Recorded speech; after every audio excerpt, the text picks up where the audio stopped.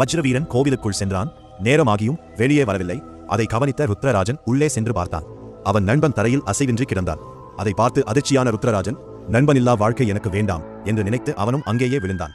சில நேரம் கழித்து இருவரும் வராததால் வஜ்ரவீரனின் மனைவி உள்ளே வந்தாள். இருவரையும் பார்த்து அழுதபடி துர்க்கையம்மனை வேண்டினாள். அந்த நேரத்தில் துர்க்கையம்மன் காட்சி தந்தாள். நான் தீங்கு செய்ய மாட்டேன், இவர்களின் தலையை உடலோடு சேர்த்து வாய், நான் உயிர் கொடுக்கிறேன் என்று அருள் கூறினாள். அவள் அவசரத்தில் தலைகளை மாற்றி வைத்தாள். உடனே இருவரும் உயிருடன் எழுந்தனர். ஆனால் அவர்களின் தலைகள் மாறியிருந்தது. அதை பார்த்த வேதாளம் கேட்டது. இப்போது யார் கணவன்? விக்கிரமாதித்தன் சொன்னான். அடையாளம் தலையில்தான். எந்த உடலில் அந்த தலை இருக்கிறதோ அவரே கணவன். இதை கேட்ட வேதாளம், மன்னா, நீ பேசிவிட்டாய், என் நிபந்தனையை மீறிவிட்டாய். அதனால் நான் மறுபடியும் என் மரத்திற்கே செல்கிறேன். சிரித்துக்கொண்டே இருளில் பறந்து மறைகிறது வேதாளம். அதை பார்த்த மன்னன் சற்றும் தாமதிக்காமல் வேதாளத்தின் பின்னால் விரைந்தான்.